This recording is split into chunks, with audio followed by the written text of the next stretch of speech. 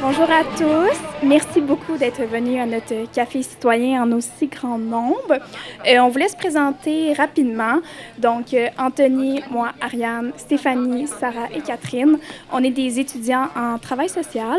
Et dans notre contexte de cours PIA, on a décidé d'aborder la précarité financière des étudiants en contexte d'austérité. Étant donné qu'on est vraiment touché par cette réalité, on a jugé vraiment pertinent de nous mobiliser face à cette problématique.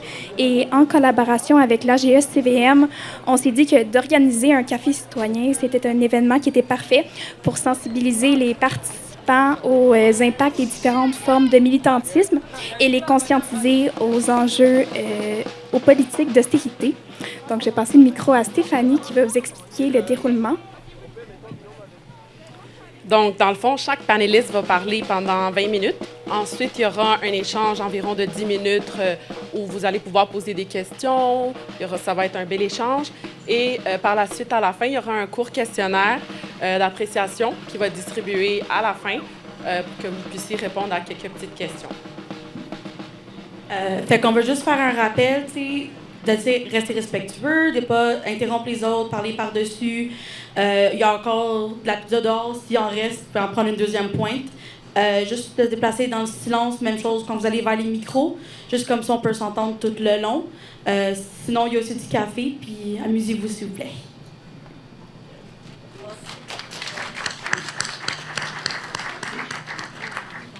Nous aimerions commencer par reconnaître que le Cégep du Vieux-Montréal est situé en territoire autochtone, lequel n'a jamais été cédé. Nous reconnaissons que la nation Ghanaienne-Gayaga comme gardienne des terres et des eaux sur lesquelles nous réussissons aujourd'hui.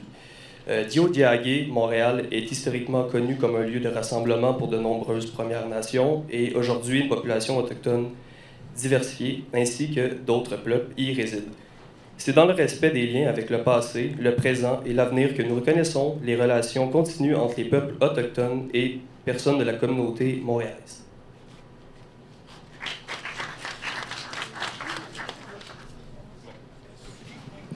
On aimerait commencer par, dans le fond, remercier la présence des partenaires qu'on a invités. On a à notre droite la CAS, qui est un collectif autonome qui lutte pour la reconnaissance et la salarisation du travail étudiant. Ils sont basés à l'UQAM. Merci d'être là.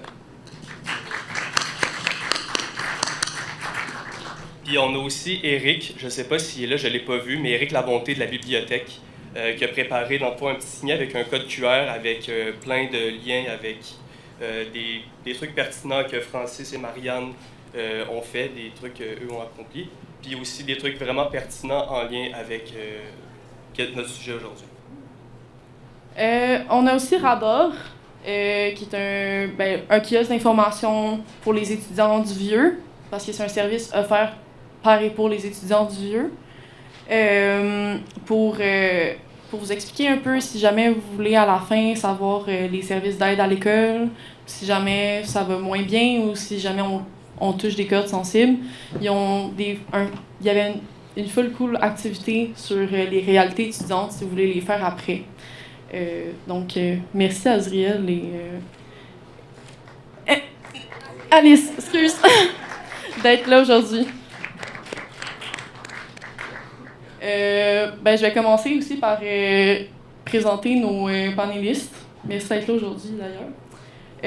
On a aussi, aujourd'hui Francis Dupudéry, qui est professeur au département de sciences politiques à l'UQAM. Vous le connaissez un peu probablement pour ses recherches sur l'antiféminisme, mais aussi sur ses travaux sur le Black Bloc, l'anarchisme et l'intermondialisme.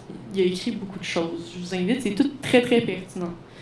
Il a publié une dizaine d'ouvrages, dont Un printemps rouge et noir et Quand les élèves se révoltaient. Je peux te les montrer. Ces deux beaux livres-là sont vraiment cool. Aujourd'hui, on a le plaisir de l'accueillir sur son expertise sur les mouvements de lutte étudiante.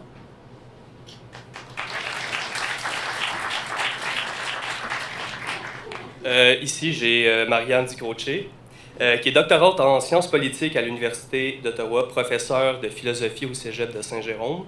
est chargée de cours à l'UQAM au département de philosophie. Elle est chercheuse à l'Institut de recherche et d'information socio-économique, l'IRIS. Elle est aussi cofondatrice de l'UPOP Montréal, un projet populaire visant à démocratiser la connaissance et à favoriser l'esprit critique.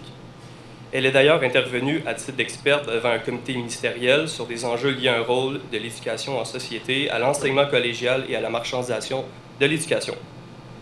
Elle va venir nous entretenir sur l'impact des mesures austéritaires sur la population étudiante aux études supérieures. Donc, on va passer la parole en premier à Marianne qui va parler un 20 minutes. Moi, je vais parler des mauvaises nouvelles, puis après ça, j'imagine que Francis, tu vas parler de ce qu'on va pouvoir faire. Juste pour nous situer, parce que là, on le sait, il y a eu des grosses compressions budgétaires récentes au collégial, puis à l'université aussi. Mais je vais nous faire un petit rappel. Je ne ferai pas un long exposé de chiffres, mais parce que les coupures qu'on vit depuis 2 ans, disons, de manière plus sévère, mais ça s'inscrit dans un continuum quand même. Faut se rappeler que quand la CAQ est entrée au pouvoir, on venait de traverser une période d'austérité du gouvernement libéral du Québec. Donc, de 2011 à 2016, il y a eu des coupures de 155 millions étalées sur 5 ans dans les cégeps, dont seulement 15 millions ont été réalloués par la suite. Donc, le manque à gagner est resté. En 2018, la CAQ est entrée au pouvoir. Il n'y a pas eu vraiment de réinvestissement. Dans les budgets du Québec, il y avait parfois ce qu'on appelle du nouvel argent qui était mis pour les budgets au collégial. Mais souvent, c'était des mesures ciblées, par exemple, le développement, c'est des belles formules, le développement de solutions technologiques ou ce genre de choses. Il y a eu la pandémie, là, pendant laquelle, j'ai envie de dire, c'est drôle à dire, là, mais comme heureusement, ils n'ont pas eu le temps de toucher à rien dans les cégeps. Mais c'est ça. Par la suite, je prends le budget du Québec en 2021, c'est ça. Il y a eu des développements de solutions technologiques. On entendait par là, entre autres, le développement plus massif de l'enseignement à distance. Parce que là, il avait été expérimenté pendant la pandémie, donc ça donnait une occasion de poursuivre. Il y a eu aussi les bourses perspectives. Qui, dans le fond, payaient des frais de scolarité dans certains programmes ciblés, mais ciblés en fonction de quoi? En fonction des besoins du marché du travail.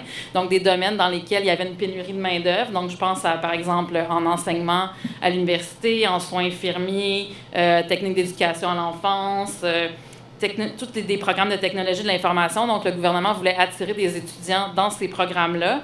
Donc, évidemment, plutôt que d'investir, correctement dans des programmes d'aide financière aux études, j'allais dire les prêts et bourses, mais surtout les bourses, on a choisi de cibler certains programmes. Donc, c'est pas tant de donner l'accès aux études à tous et toutes que chacun puisse poursuivre son projet d'études, étudier dans le programme qu'il a envie. C'est qu'on veut attirer des gens dans certains programmes. Donc là, on est en 2021. D'ailleurs, ces bourses-là ont été abolies depuis. En mai 2024, il y a un rapport de la vérificatrice générale du Québec qui montre que le 2/3 des cégeps, donc en 2024, se trouvaient en mauvais état ou en très mauvais état. La dégradation s'était accentuée depuis 2019, donc pendant la présence de la CAQ. Et là, on était passé de 24% des établissements qui étaient en mauvais état ou très mauvais état à 65%. Puis là, à ce moment-là, les investissements prévus dans le budget pour la période 2023-2024 à 2026-2027, c'était 61 millions de dollars et ça ne couvrait même pas la moitié des sommes requises pour remettre tous les cégeps en état. Donc, il y avait déjà un manque à gagner. Et là, que fait la CAQ à ce moment-là, plutôt que de se dire « on va investir plus », en juillet 2024, les directeurs généraux des cégeps reçoivent une lettre qui leur annonce qu'il y a des restrictions budgétaires qui sont imposées, à l'université également. Ces restrictions-là au cégep vont toucher essentiellement les immeubles et équipements, donc tous les bâtiments, tout ce qui est matériel, là, que ce soit les chaises sur lesquelles vous êtes assis, même le matériel pédagogique, l'achat de livres à la bibliothèque, tout ce qui rentre dans ce qu'on appelle au cégep le MAOB. Pas si intéressant les acronymes, mais c'est pour vous montrer à quel point ça ratisse large. Donc, c'est tout ça, les budgets sont coupés parfois jusqu'à 50% de ce qui était prévu. Et cette annonce-là, elle arrive en juillet. En juillet, tous les cégeps ont déjà fait leur prévision budgétaire pour l'année qui suit. Il y a des sommes qui ont même été promises, engagées. Puis là, on peut penser, puis pour les bâtiments, c'est des prévisions de rénovation, par exemple un toit qui coule, un système d'aération qui ne fonctionne pas, un bâtiment qui est en train de s'écrouler. Il y a des projets d'agrandissement aussi. Il y a une hausse de la population étudiante. Donc, tous ces projets-là, pour plusieurs, vont être mis sur la glace. Donc, déjà à la rentrée en août 2024, dans les journaux, on voit se multiplier là, les nouvelles à l'effet que des projets d'agrandissement sont mis sur la glace, que, par exemple, tel cégep ne pourra pas réparer sa piscine. Donc, tous les cours qui prévoyaient l'usage de la piscine sont annulés. Donc, il y a plusieurs choses comme ça qui se passent. Et donc, bien évidemment, je pense aussi, ça veut aussi dire qu'il y a des étudiants qui ne pourront pas être acceptés au cégep. Par exemple, le cégep Montmorency, il me semble, avait dû refuser près de 1000 étudiants parce que il n'y avait pas assez d'argent pour agrandir, ou il y avait déjà des classes modulaires, il était à pleine capacité. Donc, c'est quand même assez, faute d'espace, là, on devait réduire. Fait que, tout ça a des impacts. On peut penser que les immeubles, ça ne nous impacte pas. Je viens de faire un gros anglicisme. Ça n'a pas d'impact sur nous. On va dire ça comme ça. Et donc, mais ça en a, en fait. Puis ça en a sur nos conditions d'études. Fait que ça, c'est en juillet 2024. Et là, comme si c'était pas assez, en novembre 2024, le gouvernement annonce à toute la fonction publique, mais ça touche aussi les cégeps, un gel des embauches et un plafond des heures travaillées. Ce que ça veut dire, c'est que, dans le fond, pour le personnel, ça ne touchait pas les profs, mais pour le personnel de soutien, par exemple, le personnel professionnel, donc que ce soit les personnes qui travaillent à la cafétéria, les API, les conseillers pédagogiques, les intervenants, dans le fond, les gens qui travaillent à la bibliothèque, s'il y a un poste vacant, donc que ce soit quelqu'un part à la retraite ou quelqu'un tombe en arrêt de travail, on ne peut pas engager de nouvelles personnes pour les remplacer. Ça veut aussi dire le plafond des heures travaillées, qu'on n'a pas le droit de dépasser un certain nombre d'heures. Donc, on ne peut pas faire travailler... c'est peut-être pas une mauvaise chose, on ne peut pas faire travailler plus quelqu'un pour faire la job de 2 personnes, ce qui est une bonne affaire, là, on s'entend. Mais donc, ça fait en sorte que, il y a des bris de services qui s'en viennent. Donc, on comprend que tous les services vont pas arriver nécessairement à faire leur tâche, ou en tout cas, ces employés-là vont peut-être devoir travailler vraiment fort, subir de la pression. Et à ce moment-là, en novembre 2024, chose très, très rare, il y a une lettre ouverte dans les journaux rédigée par les présidents de plusieurs conseils d'administration des cégeps qui dénoncent les décisions gouvernementales. Donc, c'est très rare parce que ces gens-là, habituellement, ne sortent pas pour dénoncer le gouvernement. Ils disent que, là, avec les restrictions budgétaires, le gel d'embauche et tout ça, les cégeps sont sérieusement menacés de ne plus être capables d'assurer leur mission, soit de rendre l'éducation collégiale accessible à la grandeur du Québec. Ça, c'est la partie où on peut être d'accord avec eux et être content. Après ça, ils vont défendre l'autonomie des cégeps. Donc, mais ils défendent l'autonomie gestionnaire des cégeps. Là, on va quand même pas... on analyse la situation, mais ils défendent le fait de... parce que là, ce qui arrive aussi, c'est que le gouvernement centralise énormément les décisions.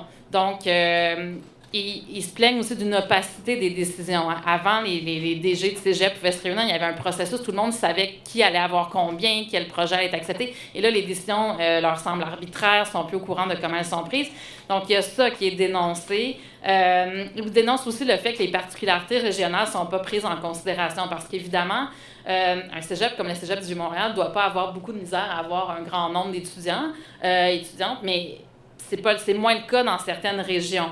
Et là, comme les cégeps sont financés par étudiants en majorité, ça peut être problématique parce que je pense récemment, le centre collégial de Forestville, qui est un tout petit centre collégial qui dépend du cégep de Chicoutimi, a été menacé de fermeture. Ça s'en allait fermer. Il y a eu une mobilisation des gens de la région, puis finalement, ça a été sauvé. Mais parce qu'il y a peu de gens qui étudient à Forestville. Sauf que, ça coûte très cher de le maintenir ouvert, sauf que si ce centre collégial-là ferme, c'est plein de gens sur le territoire de la Côte-Nord qui n'auront pas accès. Voilà. Et dans le budget 2025, on n'annonce pas des compressions, en fait, on annonce un investissement dans l'éducation collégiale, sauf que après analyse, que la Fédération des cégeps, les syndicats et plein d'autres gens qui ont étudié le budget disent c'est pas un investissement, il y a 151 millions de moins pour 2025-2026. Donc, les libéraux avaient coupé de 155 millions sur 5 ans. La CAQ vient de couper 151 millions pour 1 an. En fait, c'est que leur budget prévoyait une augmentation de l'investissement de 0,3 %, mais ça ne couvrait pas l'augmentation des dépenses pour l'année qui, elle, se situait entre 2 et 4 %. En plus d'une augmentation de la population étudiante, ça fait que finalement, il manque vraiment d'argent. Et ces mesures-là, donc toutes ces coupures-là, ben, elles ont des impacts sérieux. Là, on se met à faire des économies de bout de chandelle. Je pense à un cégep ou à la reprographie, là, ils n'ont pas le droit d'acheter il y a des feuilles de plein de couleurs, là, mais là, si tu veux imprimer ça, là, il faut qu'ils finissent les couleurs qu'ils ont. Fait que là, tu arrives, puis là, ben, tu as du vert, mais tu n'as plus de blanc, puis là, on en est là, c'est un peu ridicule, là. Donc, c'est ça. Fait que quel impact ça a? Ben, tu sais, ça a plein d'impacts directs et indirects sur vous, les étudiants et étudiantes.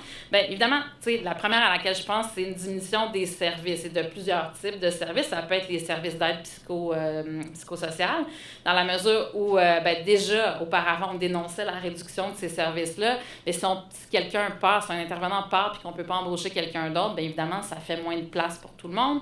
Ça peut être, je ne sais pas comment vous l'appelez, est-ce que vous appelez ça le SAID? Oui, le SAID. Donc, le SAID, la même chose, tu sais, il y a une augmentation des besoins au niveau du SAID, sauf que s'il y a moins d'étudiants, il y a moins de personnel, ben ça fait que les services sont des fois réduits, compressés. Je pense à des changements dans l'organisation du SAID. Il y a des cégeps où maintenant les étudiants et étudiantes doivent réserver leur examen 14 jours à l'avance. Ben, tu sais, après ça, est-ce que ça demande quand même d'y penser beaucoup plus à l'avance? Il y a des cégeps où le SAID a décidé que c'est seulement le temps supplémentaire, quand vous avez une mesure de temps supplémentaire pour vos examens, qui va être surveillé au local du SAID. Donc là, ça implique, par exemple, d'aller en classe avec un portable, à la fin de l'examen, d'interrompre sa concentration, de se déplacer. Donc, tu sais, ça peut sembler minime, mais quand on ajoute tous les impacts, bien, c'est énorme. Ça peut être aussi une difficulté à rencontrer son API. Moi, j'ai vu des endroits où les API ouvrent les plages de rendez-vous tel jour, telle heure, puis si tu n'essaies pas de prendre rendez-vous à ce moment-là, bien, tu ne pourras pas le voir, ton API. Mais là, si tu es en classe pendant ce moment-là, bien, qu'est-ce que tu fais? Tu sors ton cellulaire en classe devant ton prof ou tu vas pas à ton cours? Fait que, tout ça, c'est des façons d'organiser le travail qui souvent sont causées par les compressions, le manque de ressources, le manque de personnel. Ça peut être aussi au niveau des activités. Donc, on peut avoir, une des premières choses souvent qui est coupée, comme prof, moi, ce que je vois en premier, souvent, c'est qu'on nous coupe les budgets pour inviter des conférenciers, par exemple. Donc, moi, j'ai des collègues qui organisent la semaine des sciences humaines à mon cégep. Bien, des fois, il y a des coupures de budget. Donc là, on peut moins inviter de gens. Ça peut être des activités organisées par des profs. Il y a une époque, c'est pas pour ces raisons-là, mais il y a une époque où, à mon cégep, une prof organisait un cinéma politica, mais ça prend de l'argent pour acheter les films, pour avoir les droits de diffusion, tout ça. Mais là, c'est le genre d'activité que je sais pas si on pourrait faire en ce moment. Même chose, ça peut être de vous attribuer des locaux pour des groupes étudiants, tout ça. Donc, tu sais, parce que les cégeps manquent d'espace, bien, les locaux, ça devient une denrée rare. Donc, parce qu'on n'a pas les budgets pour agrandir, les budgets pour rénover, bien, ça a tous ces impacts-là. Ce qui fait que le cégep, plutôt que d'être un milieu de vie enrichissant, agréable, un milieu où on entre en contact avec la culture, par exemple, bien, ça devient finalement un peu je rentre, je vais à mes cours, je ressors. Fait que ça a quand même des gros impacts sur la manière dont c'est vécu. Au cégep où j'enseigne, on manque d'espace. Là, on avait des projets d'agrandissement, je ne sais pas où ils en sont, mais ça déborde. La cafétéria est tout le temps pleine, la bibliothèque est pleine. Il n'y a pas un coin du cégep où il n'y a pas des gens entre les cours. Il y a de la vie, mais en même temps, les gens sont entassés, là. Ça peut toucher aussi tout le matériel auquel vous avez accès, les livres à la bibliothèque.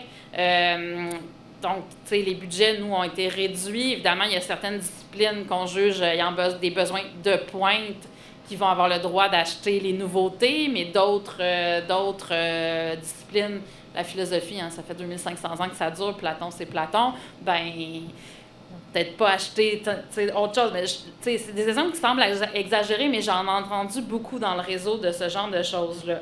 On peut se dire que les coupures à la reprographie, ça n'a pas d'impact sur vous, mais oui, parce que plus le service est réduit, moins le prof a une latitude pour faire ses photocopies. Donc, il y a une pression à vous distribuer les documents par des voies électroniques. Donc, ce que ça fait, c'est que vous devez vous-même y accéder, peut-être même l'imprimer. Donc, les coûts sont transférés aussi sur les étudiants, ce que je me refuse à faire. Ça peut être aussi dans le prêt de matériel. Je sais pas à votre cégep comment ça fonctionne, mais quand moi j'étais au cégep, même si j'étais pas en cinéma, je pouvais emprunter une caméra pour faire un film avec mes amis si je voulais, un projet. Mais là, si on a juste 2 caméras, puis il y en a une qui brise, puis on peut pas en acheter une autre, ben ça se peut qu'on veuille pas la prêter à d'autres étudiants que les étudiants qui en ont besoin pour leur cours. Donc tout ça, c'est des petites économies de bout de chandelle, des logiques gestionnaires qui s'insinuent puis qui finalement transforment beaucoup l'expérience de la vie collégiale.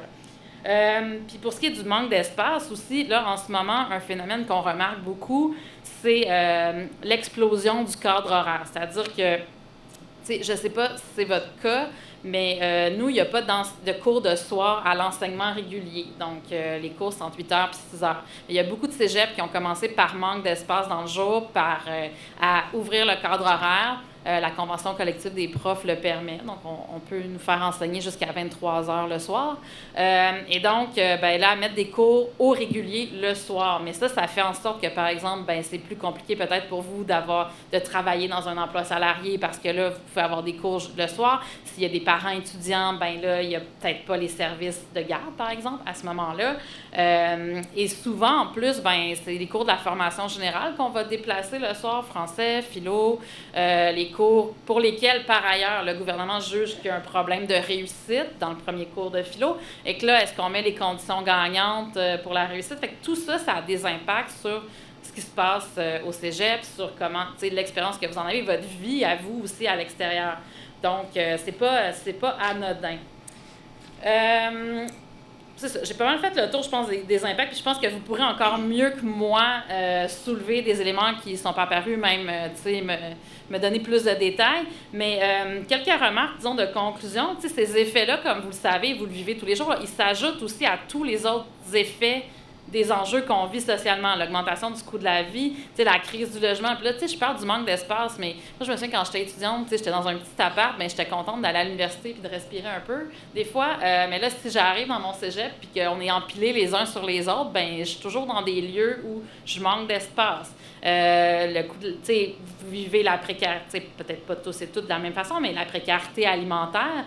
Il y a une étude, je pense, qui a été faite par des profs d'ici, d'ailleurs, qui ont montré que 40 à 60 des étudiants vivent de la précarité alimentaire jusqu'à même de la grande précarité. L'augmentation des coûts du transport, la réduction aussi dans les services de transport, ça peut avoir un effet sur votre capacité de vous déplacer. Quand on place justement des cours le soir, l'offre de transport elle suit pas nécessairement, donc ça complique énormément la vie. Puis là, sans parler de toute la dégradation des services publics qui nous affectent. Quand les services psychosociaux, par exemple, sont réduits au cégep, ça vous oblige à vous tourner peut-être vers l'extérieur, mais là, les services publics à cet effet-là, c'est super dur d'en obtenir. Fait que là, c'est quoi la solution? Si vous avez les moyens, c'est d'aller au privé. Tout ça, ça creuse aussi les écarts, les inégalités sociales. Mais de l'autre côté, partout dans l'institution collégiale, on nous parle de taux de réussite, que c'est important la réussite, puis qu'il faut mettre les moyens en œuvre pour la réussite. Mais la réussite, c'est pas juste comment moi je donne mon cours, là. La réussite, c'est tout le reste autour. Est-ce que les conditions sont favorables pour étudier, pour être disposé à apprendre? Donc, quand on fait des compressions budgétaires comme celles qu'on fait en ce moment et qu'on fait depuis des décennies, c'est, oui, la réussite qu'on met en jeu, mais c'est aussi tout l'accès démocratique à l'éducation. C'est aussi une vision très, très marchande de l'éducation. Ce qui importe, c'est le taux de diplomation, c'est de former des gens à l'emploi. Puis, le reste, le cégep, c'est de moins en moins un lieu de vie culturelle. Et, bon, tout ça. Donc, voilà, je vais m'arrêter ici, puis on pourra en reparler.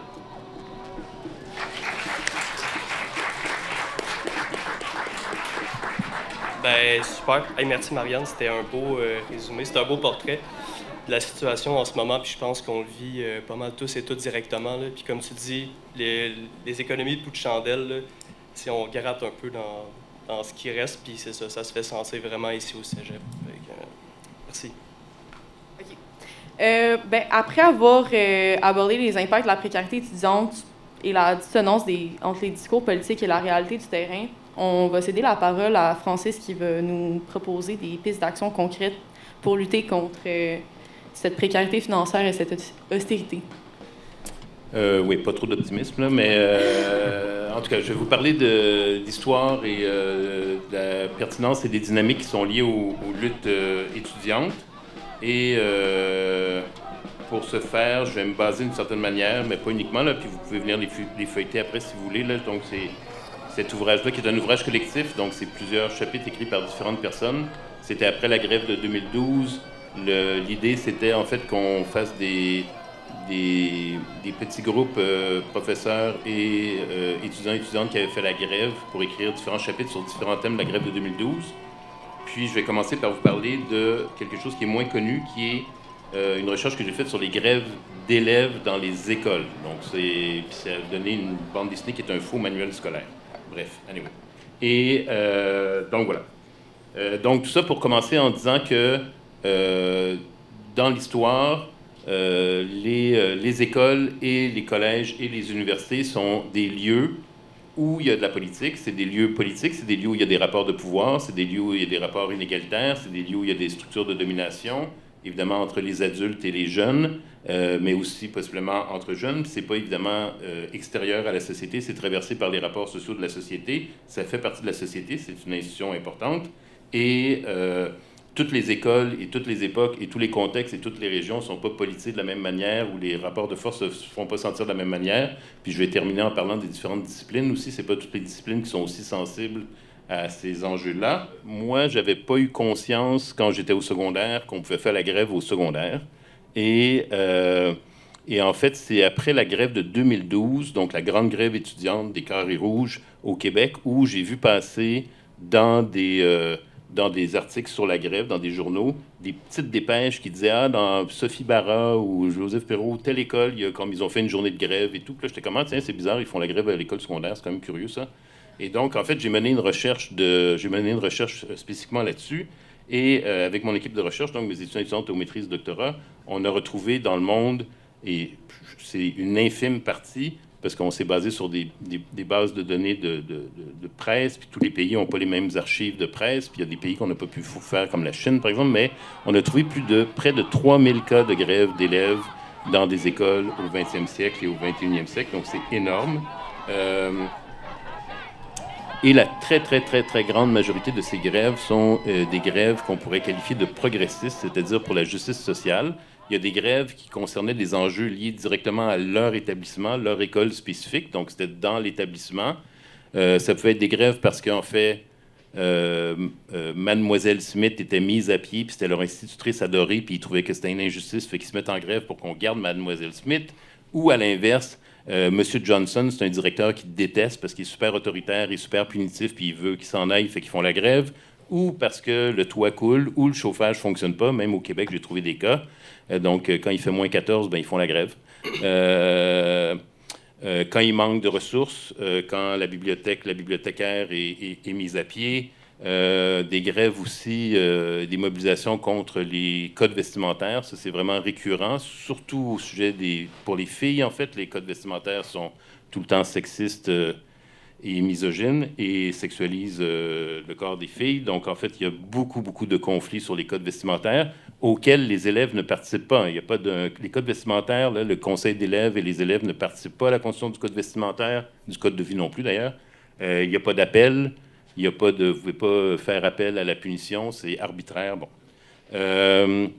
Des cas de grève où il y a des enjeux de sécurité. Il y a, par exemple, un élève qui se fait tuer par un camion à l'intersection du quartier, puis là, ils font la grève pour ça. Et donc, c'est presque tout le temps des grèves progressistes à l'intérieur, donc pour plus de dignité, plus de ressources. Ils défendent leurs intérêts, dans le fond. C'est aussi simple que ça.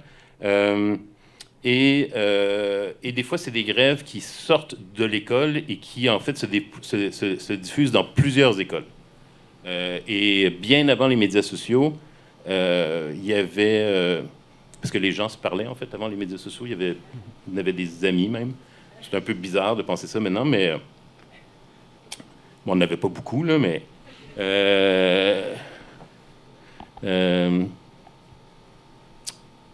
même avant les médias sociaux, donc, il y avait des mouvements de grève dans des écoles qui se diffusaient. une des manières dont se diffusait, c'est en fait que les élèves, quand ça avait des enjeux qui concernaient d'autres écoles ou la région ou le pays, ben en fait, ils partaient de leur école puis ils allaient vers l'autre école pour faire sortir les élèves de l'autre école, puis ils essayaient de passer comme ça dans le quartier pour que les différentes écoles tombent en grève. Des fois, ça faisait des batailles. Et il y a eu des mouvements absolument incroyables. Je vous en rappelle pour mémoire un en particulier. C'est à l'automne 1911, donc là, on est vraiment loin, là. Je venais d'avoir 20 ans, et en Angleterre. Et en 1911, en fait, à l'été 1911, c'est un des étés qui est vraiment marqué par d'immenses grèves ouvrières en Angleterre. Et c'est une grosse période de conflits sociaux. Les mouvements ouvriers sont vraiment en colère. Et en fait, à l'automne, dans les quartiers ouvriers, les élèves se mettent en grève. Et ce qui est important de comprendre, et il y a deux enjeux. Il y a les punitions corporelles qui, en Angleterre, à l'école, vont être bannies vraiment très tardivement. Je pense que c'est dans les années 80. C'est pas banni partout. Là. Aux États-Unis, il y a encore 19 États où c'est permis de battre les élèves à des fins pédagogiques. J'ai essayé d'implanter ça à l'UQAM, ça n'a pas passé. l'UQAM.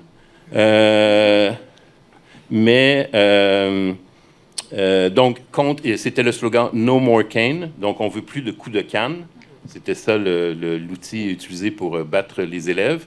Et leur autre revendication, qui peut paraître tout à fait bizarre aujourd'hui, laissez-moi finir ma phrase, c'était pour avoir pas de devoirs à la maison parce qu'ils voulaient travailler à l'usine.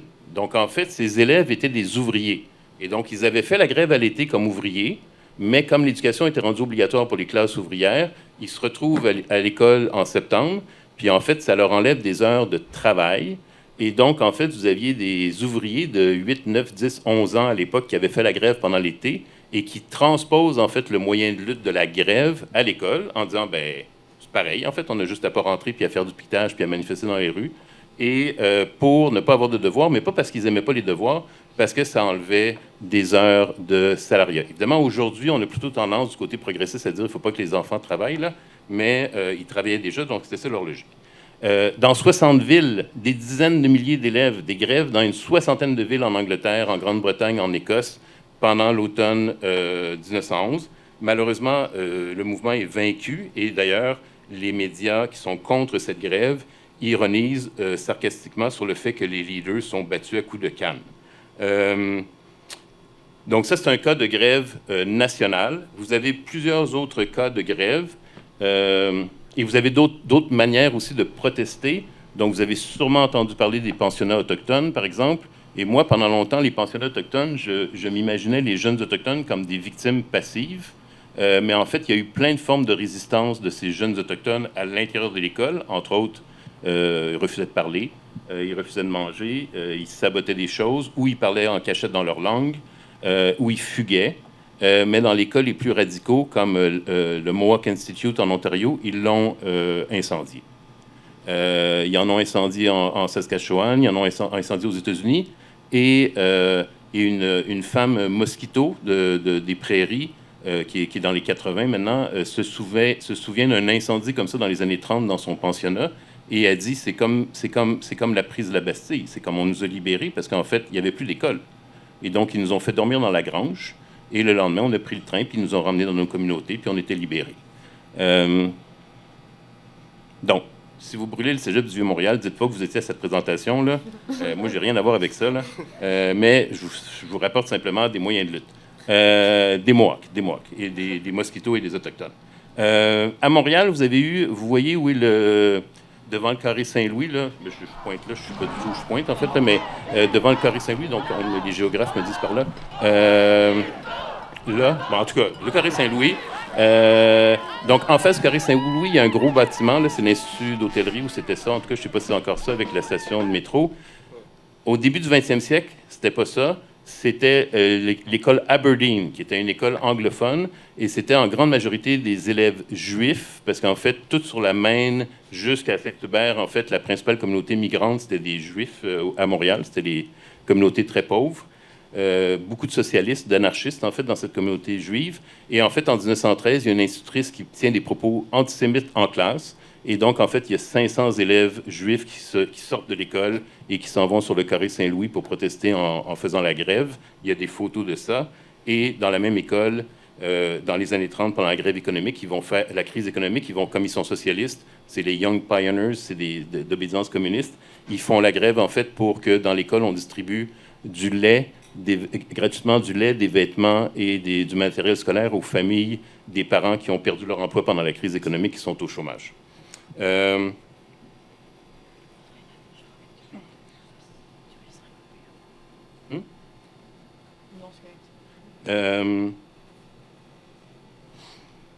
Donc, je termine 2 mots sur les écoles secondaires, simplement pour vous dire 2 choses. Il y a d'autres mouvements aussi qui sont des mouvements transnationaux. Évidemment, j'imagine que vous avez entendu parler de Greta Thunberg. Donc, des mouvements comme la grève de la jeunesse pour le climat, qui est un mouvement qu'on y pense absolument extraordinaire dans tous les sens du terme. Mais il y en avait eu d'autres avant. 91, 2003, il y a eu des grèves un peu partout au Canada et ailleurs dans les élèves secondaires contre la guerre, contre les 2 guerres contre l'Irak. Il y a eu une grève nationale aux États-Unis contre les tueries pour le contrôle des armes à feu. Et je finis en disant, sur les écoles secondaires, en disant, malheureusement, il y a quelques cas, très peu nombreux, mais il y a quelques cas de grève d'intolérance, en fait, entre autres des suprémacistes blancs au sud des États-Unis dans les années 50-60, qui font la grève, par exemple, parce que un livreur de charbon, un camionneur livreur de charbon est un Afro-Américain, puis ils ne veulent pas d'Afro-Américains dans leur école, ou quand, finalement, la déségrégation va avoir lieu, ils font la grève pour empêcher, en fait, les élèves afro-américains de rentrer dans leurs écoles. Donc ça arrive aussi. Mais les élèves afro-américains ont fait par dizaines de milliers, pendant des décennies, ils ont fait des grèves contre la ségrégation raciale aux États-Unis. C'est un mouvement extrêmement important. Je passe aux universités. Les universités, ou en tout cas le postsecondaire, mais appelons ça les universités, le cégep, évidemment, comme vous le savez, c'est quelque chose de très québécois, là. C'est un peu particulier, le cégep, mais c'est un pied à l'université, puis ouais, en tout cas, et un pied dans un bar. Mais le milieu postsecondaire, donc l'université, ça existe dans plusieurs civilisations, mais en Europe, ça a été créé au 13e siècle, d'abord en Italie, Bologne, Pise, les premières universités, l'Université de Paris, Oxford, Cambridge. Et la première année de la création de l'Université de Bologne, donc on est en Italie, au 13e siècle, la première année, les étudiants tombent en grève, et ils tombent en grève parce que le prix des loyers est trop élevé. Donc, il n'y a pas une crise du logement, là, c'est que le logement il est toujours trop cher depuis 800 ans. Et donc, ils vont aussi tomber en grève parce qu'ils ont des professeurs qui sont trop souvent absents. Ils vont aussi tomber en grève parce qu'il y a des professeurs qui ne respectent pas leur plan de cours. Et dans l'Université de Bologne, en fait, ils vont même prendre le contrôle. Et en fait, l'université était gérée, le recteur était un étudiant. Et les professeurs avaient l'obligation de mettre une partie de leur salaire dans un compte de banque géré par les étudiants qui géraient l'université. Ici, ils ne respectaient pas leur contrat, ils saisissaient cet argent-là. Et c'est une des raisons, d'ailleurs, pourquoi les professeurs ont créé des chaires, c'est pour être autonomes de la pression étudiante.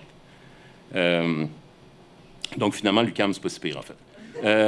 Et donc, dès que les universités sont créées, il y a des mouvements étudiants. Et au fil des siècles, évidemment, je ne pourrais pas vous parler de tous ces événements. Selon les contextes politiques, il peut y avoir des mobilisations d'étudiants de droite, même d'extrême droite sur certains campus. Et évidemment, il peut aussi avoir la gauche et l'extrême gauche. Et il y a des mouvements extrêmement importants en Amérique latine, Hong Kong, en Chine, la place Tiananmen, aux États-Unis, mai 68 en France, etc. Rapidement, mais vous connaissez possiblement cette histoire. Au Québec, évidemment, le mouvement étudiant du Québec a été un mouvement historiquement, à partir des années 60, extrêmement combatif et extrêmement influent sur la société, sur les rapports sociaux et sur les rapports de force.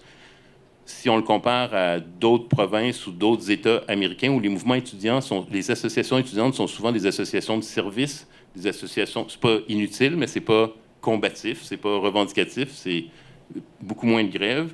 Et le principal ressort des mobilisations du mouvement étudiant qui explique, entre autres, pourquoi pendant des décennies, les frais de scolarité étaient moins élevés au Québec, c'est les grèves étaient pour bloquer, en fait, les augmentations des frais de scolarité. Et c'est extrêmement important. Il y a eu des grèves extrêmement importantes là-dessus. Il y a eu des grèves même de solidarité entre étudiants et étudiantes Par exemple, la grève de 2005, qui était une modification des règles des allocations de prêts et bourses. En fait, ça a été, à l'époque, on considérait que c'était la plus grande grève étudiante de l'histoire du Québec avant 2012, mais même les étudiants et étudiantes qui ne touchaient pas les prêts et bourses sont tombés en grève, évidemment, et donc c'est une sorte de grève solidaire pour les plus démunis. Puis après ça, il y a évidemment la fameuse grève de 2012 contre une augmentation absolument aberrante du gouvernement Charest, qui n'a pas été très, très, très bien acceptée par le mouvement étudiant. Donc ça, c'est la question financière. Et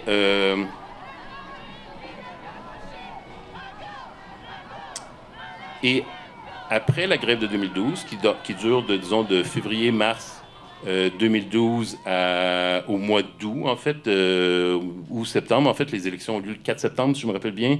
C'est le Parti québécois qui est élu Pauline Marois, première femme élue à la tête du gouvernement du Québec. Pauline Marois va faire... Pauline Marois, en fait, va complètement couper les jambes au mouvement étudiant avec quelque chose qui n'était pas du tout prévu, qui n'était pas sur la table de discussion, qui n'était pas négocié, qui n'était pas dans les revendications de personne. Elle va proposer, en fait, l'indexation des frais de scolarité. Et donc, en fait, il est très, très, très difficile pour le mouvement étudiant aujourd'hui de dire on fait la grève contre l'indexation, parce que l'indexation, en fait, dans votre compte de banque, ça paraît pas trop. Sauf que sur 10 ans, en fait, vous payez bien plus que le monde qui payait en 2012. Puis dans 10 ans, ils vont payer bien plus que vous aujourd'hui parce que l'indexation, c'est à chaque année, ça augmente de 2-3 % et tout. Et après 10 ans, ça fait 25 % d'augmentation sans que personne pense qu'on l'a vu, mais en fait, vous le payez pareil. Et donc, Pauline Marois, en faisant ça, elle a vraiment eu comme effet, c'est un effet direct, qu'il n'y a plus de grosses grèves étudiantes liées à l'enjeu financier, pour cette raison que je viens d'expliquer. Donc, dans un monde idéal, avec une super bonne campagne étudiante, on pourrait imaginer une campagne. Ça a été essayé en 2015 pour la gratuité scolaire, par exemple, mais ça a été un échec. Donc, je ne dis pas que c'est impossible, mais ça n'a pas fonctionné. J'attire tout de même votre attention sur le fait qu'il y a d'autres enjeux qui ont mobilisé aussi le mouvement étudiant. Donc, ce mouvement étudiant qui est très combatif au Québec, dont le moteur de l'action a souvent été économique, dans le sens que je viens de mentionner, avait aussi d'autres causes qu'il a portées dans les 30-40 dernières années, beaucoup moins aujourd'hui, mais dans les années 60-70, jusque dans la fin des années 80, au début des années 90, le mouvement étudiant au Québec était une force très importante pour la défense de la langue française et l'affirmation de la langue française, y compris une histoire que vous ne vous rappelez pas, là, mais Robert Bourassa, 89, la loi nonobstant, la loi dérogatoire, en tout cas, la Cour suprême avait invalidé certains articles de la loi 101, et le mouvement étudiant avait participé aux mobilisations avec les syndicats et avec d'autres forces de société civile pour défendre la loi 101. Dernièrement, ça, c'est des choses que vous savez mieux que moi.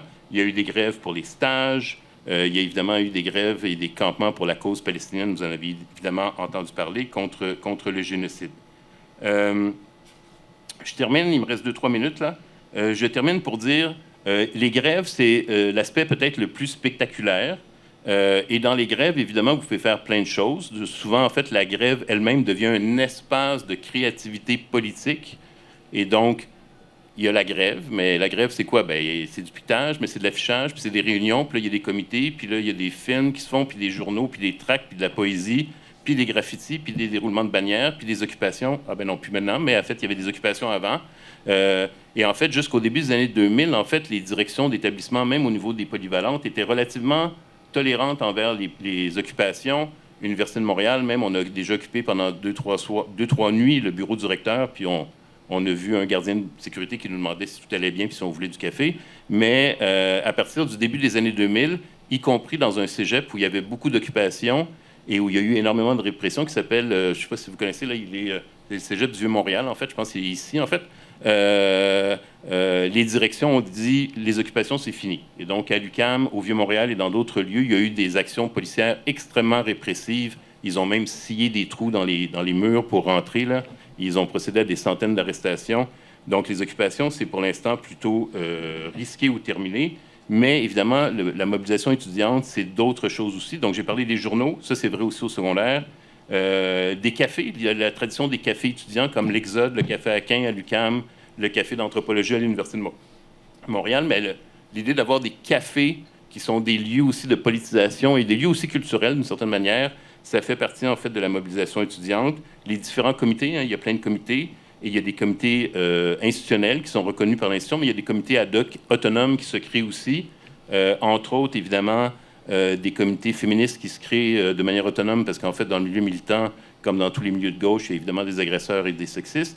Donc, il faut bien sortir de ces milieux-là pour le combattre de l'extérieur parce qu'on c'est invivable à l'intérieur. Des communautés de diversité sexuelle et de genre, etc., etc.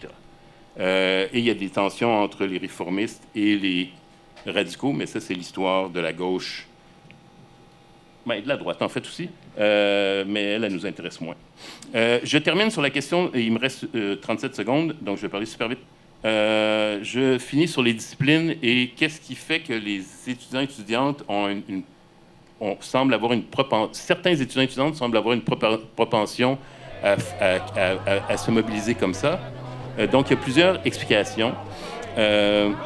Une des explications, c'est ce qu'on appelle, en sociologie des mouvements sociaux, on appelle ça la disponibilité biographique. C'est-à-dire que les jeunes sont à une période de leur vie où, en fait, en principe, et c'est d'autant plus vrai si le coût de la vie est bas, plus le coût de la vie augmente, plus la pression augmente, moins vous avez l'impression d'avoir du temps. Bien, en fait, moins vous en avez, parce que probablement vous travaillez plus, en fait, pour avoir de l'argent. Vous êtes plus stressé, tout a un coût plus élevé. Mais quand le coût de la vie n'est pas trop élevé, le temps des études est un temps, d'une certaine manière, plus élastique. Et là, je ne veux pas dire que votre vie est facile, là, mais avec moins de responsabilités d'une certaine manière. Et on sait que, en fait, l'arrivée des premiers enfants, l'achat d'une propriété, un emploi stable, ce sont des éléments qui nuisent au militantisme, qui nuisent à l'engagement, qui nuisent à la politisation. Vous pouvez rester politisé chez vous, là, puis aller voter une fois tous les 4 ans si ça vous tente, là, mais donc la période de la vie étudiante est une période où souvent on a plus de temps pour faire des choses de ce type d'action militante et d'engagement. Donc, c'est une des explications. Et aussi, il y a les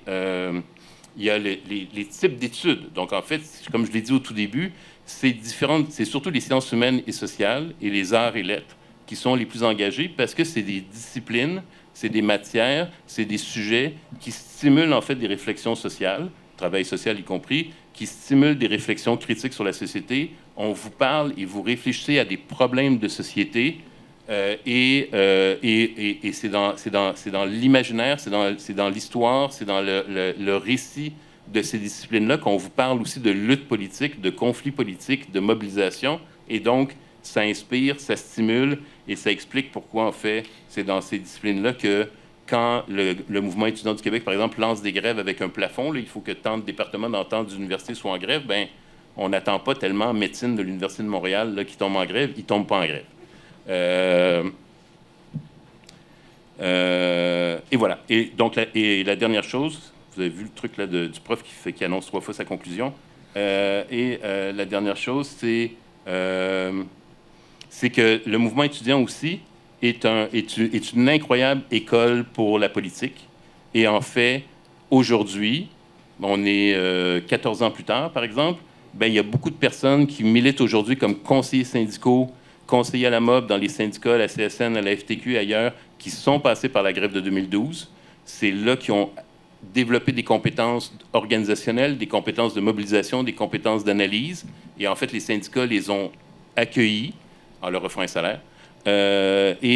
Historiquement aussi, le mouvement étudiant du Québec a produit beaucoup de politiciens et de politiciennes pour le meilleur et pour le pire. Bon, ben merci beaucoup.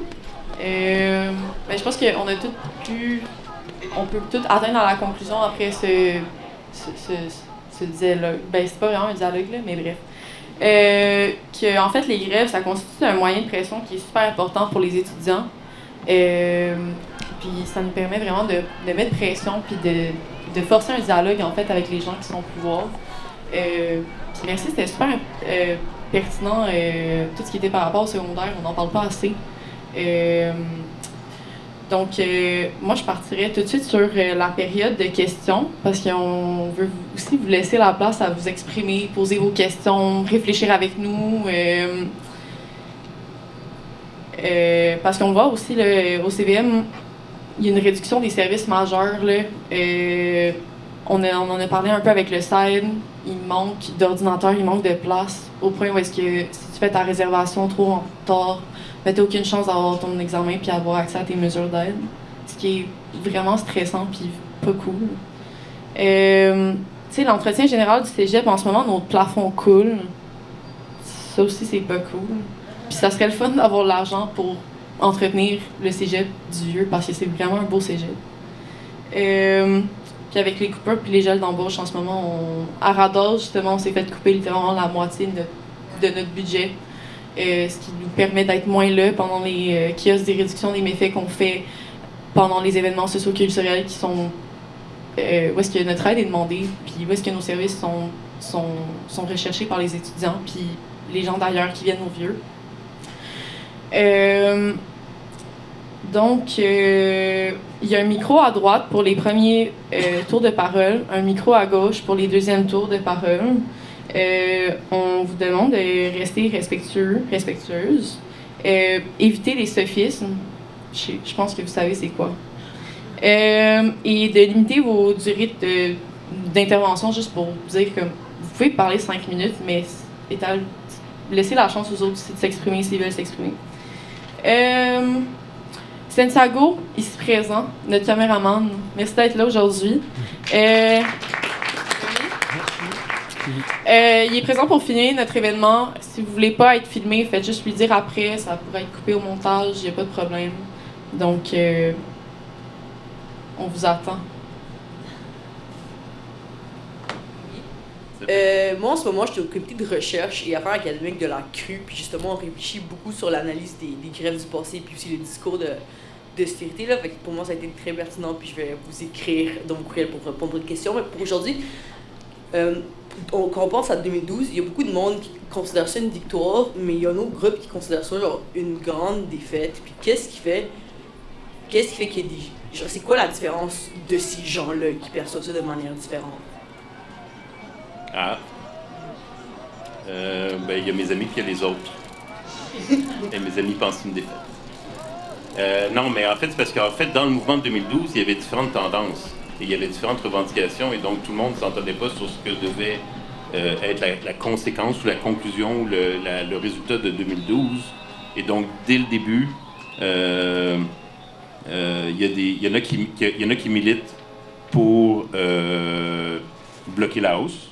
Donc ça, c'est un succès. Il y en a qui militent ils disent, bon, on a tellement un gros mouvement qu'on ne va pas se limiter à demander ça. On va demander la gratuité scolaire parce que c'est une revendication qui date de la Révolution tranquille, du rapport parent, etc., etc. Donc ça, pour eux, c'est un échec. Il y a ceux qui, en fait, ont vu que c'était un mouvement social assez inédit dans les 2 dernières générations au Québec. Là. Disons, il faut remonter un peu au fin des années 60, début des années 70 pour avoir un tel niveau de conflictualité sociale qu'il y a des gens qui ont commencé à rêver « Ah, peut-être qu'on est dans une phase révolutionnaire ou qu'il va vraiment avoir une transformation de système beaucoup plus radicale. » C'est un échec pour ces personnes-là. Ben, il y a ce que je viens de dire aussi. Il y a la récupération cynique par Pauline Marois à la fin qui fait l'indexation, qui a surpris un peu tout le monde, qui se sont dit « Ah, ça, c'était pas prévu quand même, l'indexation, là. » Et donc, en fait, même ceux qui voulaient bloquer la hausse, mais ils ont quand même eu l'indexation, donc ça, c'est un échec. Puis après ça, il y a eu des personnes qui restent traumatisées, parce qu'en fait, il y a des personnes qui ont perdu un œil, puis il y a des personnes qui ont été blessées, puis il y a des personnes qui ont été solidement réprimées par le SPVM, entre autres. La SQ aussi, il faut toujours se méfier de la SQ. Et donc, voilà. Mais, en même temps, donc, une fois que je dis ça, il y a plein de monde qui disent, de tous les camps par ailleurs, qui disent quand même que c'est un moment absolument incroyable, très long, inédit, je le répète, là, mais c'est vrai, et que les gens ont quand même vécu des choses extraordinairement positives dans ces moments-là par ailleurs. Donc on peut aussi avoir un bilan, dire il y a des choses positives qui en sortent, puis il y a des choses moins joyeuses qui en sortent. On n'a pas besoin d'être échec ou succès. On peut dire il y a des éléments c'est un échec, puis il y a des éléments c'est un succès. Donc, ça dépend de comment on lit tout ça. Puis, il y a quand même des gens qui étaient un peu contents de voir Charest partir, même si...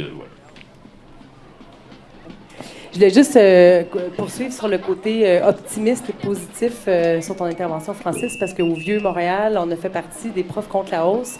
C'est quelque chose qui est quand même important à faire connaître aux générations qui ne l'ont pas connu.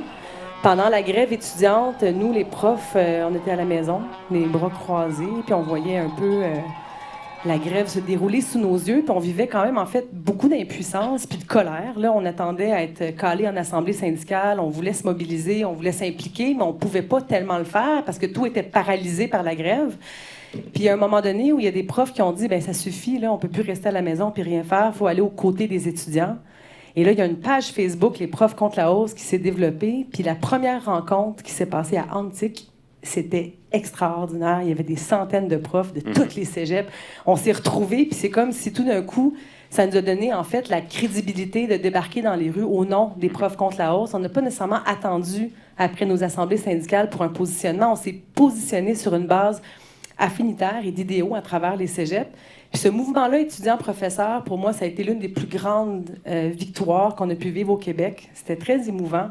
Puis ça n'a pas été très long que la société civile s'y est mise. Fait que, une des victoires que moi, je voudrais mettre de l'avant, c'est que ça n'a pas été long, que ça a été les casseroles sur le bord des balcons, les grands-mères en colère. Il y a eu tous les mouvements avec les banderoles. C'était plus juste les profs contre la hausse, c'était la société civile contre la hausse. Ça, pour moi, c'est quelque chose d'assez extraordinaire. Puis cette mobilisation-là, ben, elle a quand même provoqué des élections accélérées. Fait que, tu sais, j'amène cette perspective-là parce que moi, c'est la mienne, en fait. Je pense que les mouvements, les étudiants ont amené avec eux la société civile. Puis ça, c'est quand même exceptionnel, là. Fait que je voulais juste amener cette perspective. Oui, ben merci. Puis je vais en profiter pour faire un peu de pub, là, mais...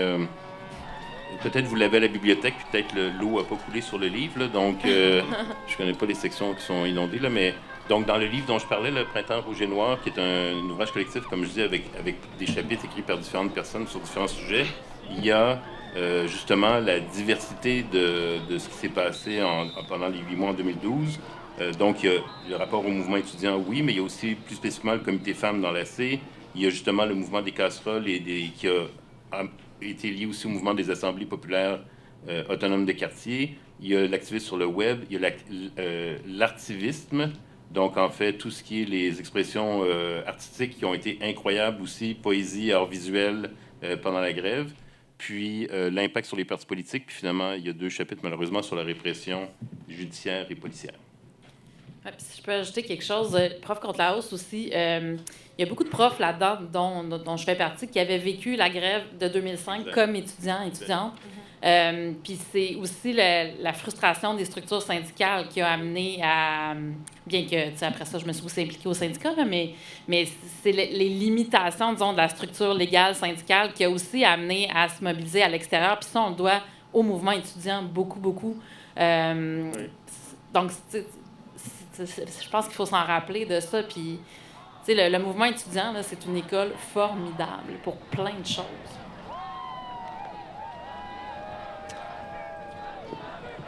OK, je vais devoir me pencher un petit peu parce que, ouais. Moi, je veux vous parler de l'hypocrisie de la CAQ. Il y a une communication qui a été publiée en juin 2025 sur le site de la CAQ qui est intitulée Est-ce qu'il y a vraiment des coupes dans le budget de l'éducation au Québec? Point d'interrogation. Et donc, je vous en lis quelques parties, ensuite je vais commenter. Est-ce qu'il y a vraiment des coupes dans le budget de l'éducation au Québec? Pas du tout. Merci, la CAQ. Les chiffres sont clairs, pas du tout. Depuis l'élection du gouvernement de la CAQ et la fin de l'austérité libérale, les sommes allouées à l'éducation ont augmenté chaque année. Les services aux élèves aussi. Souvenez-vous de « Ah, ça a augmenté à chaque année? Wow! » Je vais commenter là-dessus dans pas longtemps. Cette année, le budget de l'éducation a augmenté de 5 %. Cette année, il parle de 24-25 à 25-26, donc l'année scolaire. Sous la CAQ, le budget de l'éducation a augmenté de 58 %. Et sous la CAQ, les services aux élèves ont augmenté plus vite que le nombre d'élèves. What the fuck? C'est pas vrai. Blablabla. Puis là, vous irez voir la publication, là, c'est facile à trouver. Cherchez CAQ coupures budgétaires, vous allez trouver. C'est un bon show d'humour. Bref, la raison que je vous parle de ça, j'aimerais ça En fait, je vais faire mon commentaire, ensuite je vais poser ma question. Il y a une différence à faire entre les coupures budgétaires et les compressions budgétaires qui est quand même importante à comprendre. Et c'est justement cette distinction-là qui permet le gouvernement de dire « Hey, on a augmenté le budget », parce que c'est vrai que le budget a monté de 5 %, mais on en a parlé, c'est pas assez. Donc, c'est ça. J'aimerais ça entendre votre take un peu sur comment vous voyez un peu la position que le gouvernement se permet de prendre et c'est ça, de dire que « Hey, on a assez d'argent ». C'est ça. Comment est-ce qu'on fait face à ces communications-là? Comment est-ce qu'on s'éduque sur les vrais enjeux et tout ça? Je vous lance la balle. Oui. Ce qui est toujours compliqué là, dans ces luttes-là, c'est que ça devient des guerres de chiffres. Puis des guerres de chiffres, ça intéresse pas beaucoup de monde, puis ça perd rapidement tout le monde. Puis là, on se bat sur des interprétations de « Non, on a augmenté le budget de 5 %, mais non, ce 5 %-là, il ne comprend pas le 2 % d'augmentation. » Puis là, ça devient complète. On ne peut pas mobiliser les gens sur ce genre de discours-là. Fait que, tu sais, il y a un travail important quand même à faire de démonstration des chiffres puis de qu'est-ce que ça veut dire dans le réel. Mais je pense pas que c'est... Puis ça, c'est important. Puis on l'a vu en 2005, on l'a vu en 2012, mais je pense pas que c'est ça là, qui fait sortir les foules dans la rue puis qui fait bloquer des portes. Puis c'est vraiment après ça que les idéologies, en fait, qui sont derrière ces actions-là. Ce que le gouvernement fait, c'est de la manipulation du discours. Puis là, j'ai pas de solution miracle. Là. Ça serait le fun si j'en avais une. Là. Mais il faut se mobiliser sur... je pense que déjà, ce que vous faites aujourd'hui en amenant le vécu des étudiants, ce que ça représente au quotidien, ça, c'est un moteur beaucoup plus mobilisant. Après ça, une fois que j'ai dit ça, il va falloir qu'on le fasse ensemble, cette affaire-là. Là. Mais, tu sais, c'est le petit morceau que je peux amener aujourd'hui là, pour l'instant. Vous avez parlé que, par exemple, 2012, le mouvement étudiant a été un vecteur pour du militantisme et a formé une génération au militantisme. Mais j'avance un peu que la bureaucratie associée aux associations étudiantes et tout le militantisme étudiant est plus un enfer réformiste qui va amener les gens vers du réformisme. Par exemple, les gens de 2012, là, vous avez même dit, c'est des gens qui sont importants à la CSN aujourd'hui, mais c'est des milieux syndicalistes qui sont pas radicaux, qui sont pas forcément, qui sont politisés, mais plus vers une social-démocratie. Et même dans le mouvement étudiant, il y a beaucoup d'associations étudiantes maintenant qui sont gérées, ou il y a encore le fantôme de gens qui sont même plus dans le milieu étudiant, qui sont même plus des étudiants, mais qui sont des anciens de 2012, qui vont avoir encore leur influence, qui fait ça fait un peu une hiérarchie informelle. Genre, moi, j'ai fait 2012, moi, je sais quoi faire. C'est ça mon intervention, j'ai dit. Mais c'est bon, mais comme moi j'ai fait 2012, je vais t'expliquer la réalité. Et donc, non, mais tout à fait, tu as tout à fait raison. Quand je l'ai mentionné consciemment et sciemment, et ça va me permettre de préciser ce que tu viens de dire, c'est parfait. Tout à fait, et même je dirais plus que ça, c'est qu'en fait, dans le grand spectre du réformisme ou de l'institutionnalisation de votre vie professionnelle, mettons, pour dire ça comme ça, je sais pas ce que tu fais, là, tu as peut-être déjà une vie professionnelle, mais il y a des canaux. Et donc, par exemple, c'était bien connu dans le vieux temps que la FECUM, qui était liée à l'Université de Montréal, qui était les assos étudiantes de l'Université de Montréal, ben ça allait vers le PQ dans les années 80-90. Et même avant, dans les années 60-70, des vieilles personnalités péquistes que vous connaissez plus étaient dans le mouvement étudiant des années 60 à l'Université de Montréal. Et c'est pour ça que j'ai mentionné les syndicats comme la CSN. Ben, la CSN, elle a récupéré les militantes de l'AC, et qui étaient donc avec des logiques plus radicales, entre guillemets, dans les associations. Ça restait des associations structurées, mais dans le mouvement étudiant, j'aurais pu parler de ça aussi, il y a du monde qui n'était pas institutionnalisé, qui n'était pas dans les associations, qui n'était pas des élus, qui n'étaient pas des exécutants, et qui ont été des participants-participantes à la grève de 2012, qui ont été très influents aussi, entre autres pour essayer de la faire déborder, pour le dire de manière hyper caricaturée, mettons, les anarcho-punks de Hochelag, mettons, et dans ce réseau-là, ben, il y en a aussi qui, après 2012, ont fait d'autres affaires qui ne sont pas de rentrer dans la CSN ou d'avoir... Il y a du monde qui n'ont toujours pas de job, d'ailleurs, mais qui sont allés en gang se trouver une terre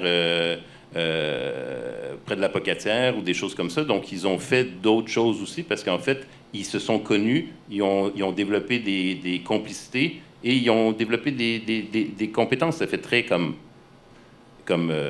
opportuniste, là, mais les gens font pas ça pour ça, mais c'est ça que ça donne parce que c'est des expériences marquantes. Ça pourrait être autre chose, ça pourrait être 4 amis qui font le tour du monde, puis ils sont tellement bien ensemble qu'après ça, ils font un site web, ou je sais pas trop quoi, là, j'invente une histoire. Là. Mais donc, oui, tu as tout à fait raison, les institutions mènent vers d'autres institutions. Mais je disais ça aussi parce que je suis dans un cégep où il y a des gens qui suivent des cours et j'imagine qu'ils se projettent dans des vies professionnelles peut-être pour certaines personnes.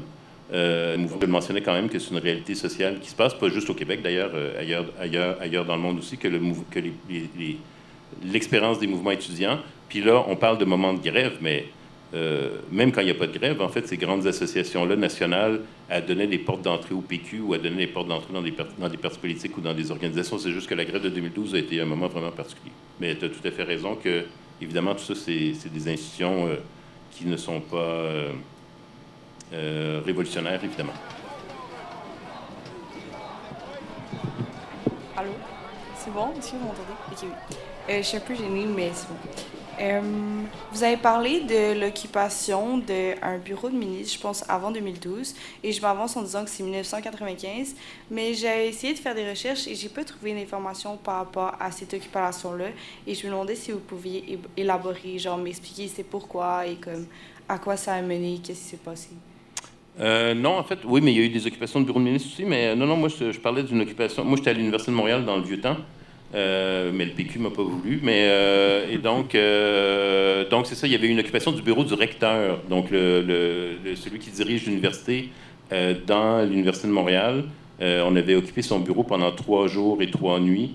Mais dans les années, je peux pas les compter, là, peut-être qu'il y a des personnes dans la salle qui auraient d'autres informations, mais je me rappelle pas de toutes, mais il y a eu toute une tradition d'occupation d'établissements d'enseignement, dont au Vieux-Montréal beaucoup, à l'UQAM aussi, Saint-Lô, je pense, dans d'autres. Mais des fois, effectivement, ils vont occuper des bureaux de ministres, mais c'est pas juste le mouvement étudiant qui fait ça d'ailleurs. Les mouvements syndicaux peuvent faire ça, ou d'autres personnes peuvent faire ça, occuper des bureaux de ministres, des bureaux de députés. C'est des choses qui se font. Des fois, ça dure quelques heures, des fois, ça dure quelques jours, des fois, il y a des arrestations, des fois, il n'y a pas d'arrestation. Donc là, ton cas spécifique, je peux pas t'aider là-dessus. Là, j'ai pas de souvenir spécifique, je suis désolé. Merci. Mais il me semble que dans les années 90, quand il y avait eu les grèves contre la taxe à l'échec, puis 96, hein, c'est ça, j'ai un souvenir. Intéressant, mais dans la tradition des grèves d'élèves au secondaire, en Amérique latine, Argentine, Brésil, Chili, là, il y a eu dans les dernières années, c'était des centaines d'écoles qui étaient occupées par des élèves du secondaire, des fois pendant des mois.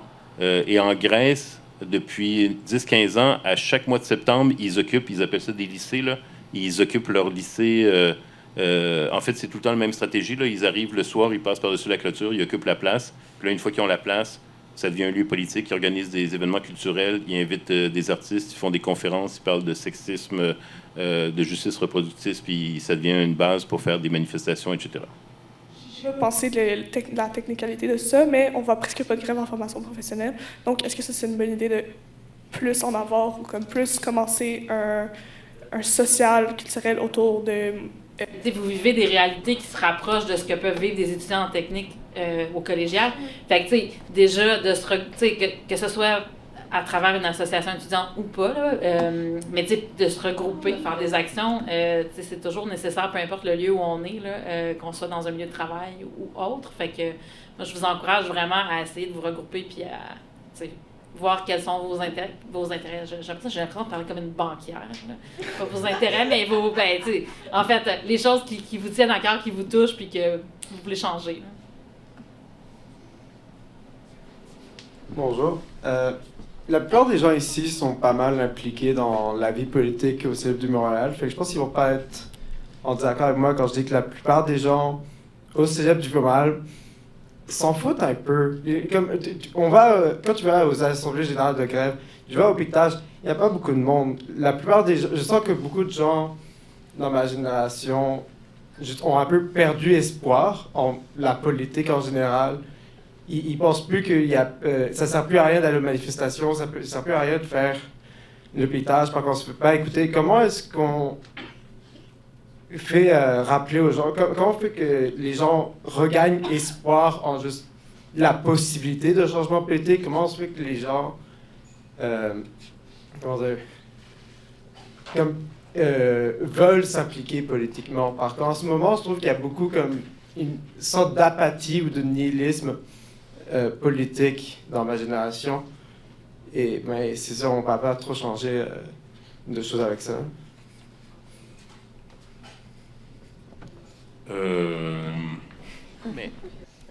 En fait, toutes les générations, les gens sont pas en majorité pour la grève, sont pas en majorité pour... Puis, il y a plein de raisons. J'ai mentionné les spécialités, les intérêts, les disciplines, les matières qui sont étudiées. Donc, déjà, il y a des cohortes. Là, en technique policière, à ANSIC, là, je pense pas qu'ils vont faire la grève. Là.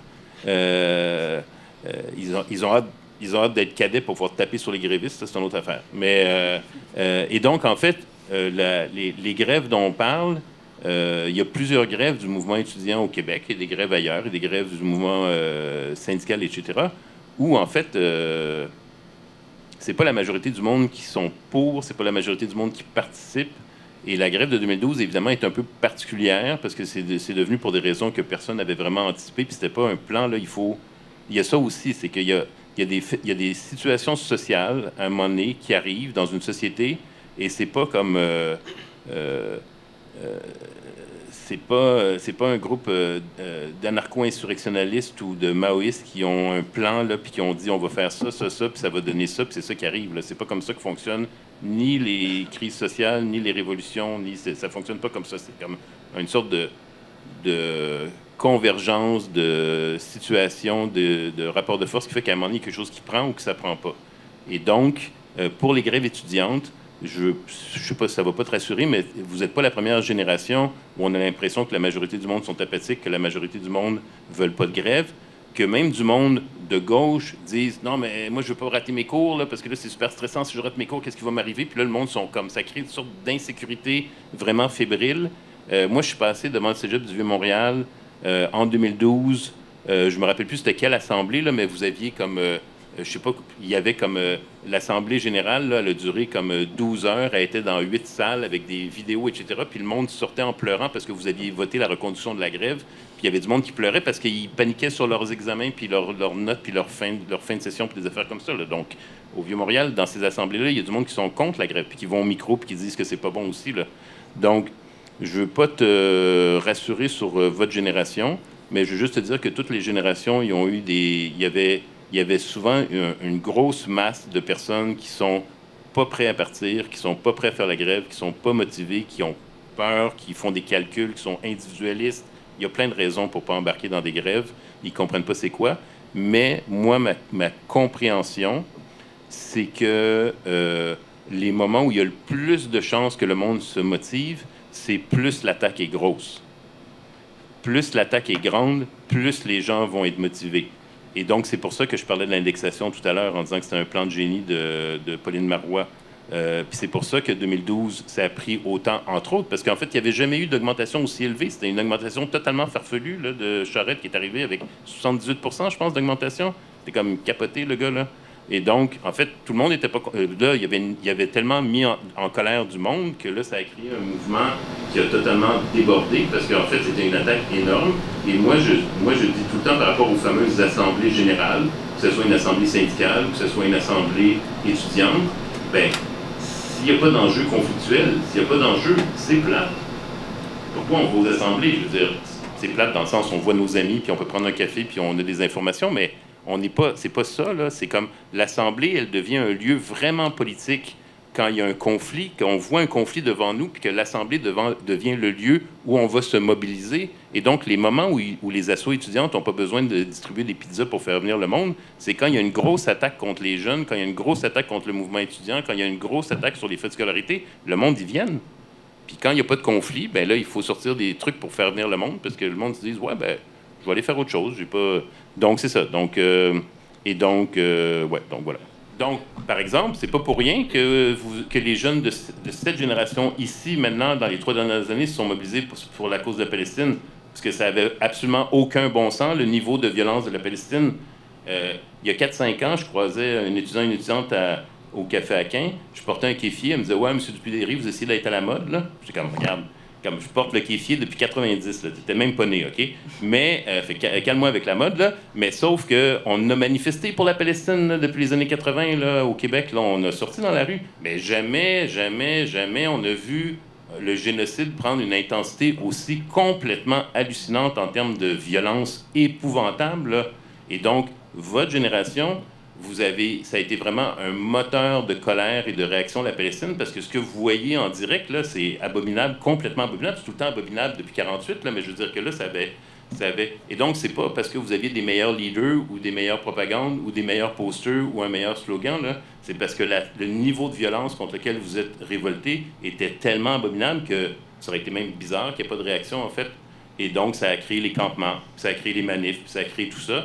Et, mais le 6 octobre 2023, là, Gaza était occupé. Et il y avait une sorte de génocide, je ne vais pas dire d'où, ça se dit pas, là, mais ils étaient dépossédés de leurs terres, ils étaient sous tutelle, puis il y avait régulièrement des morts, puis tout ça. Mais c'était la routine. Personne ne réagissait. En Occident, on était comme, pour la Palestine, mais c'est un sticker.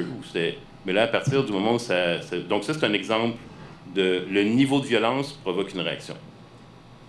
Mais si en septembre 2023, donc avant, tu aurais tenu une table sur la Palestine, il y aurait eu 2 personnes qui seraient arrêtées, dont une pour te demander où sont les toilettes.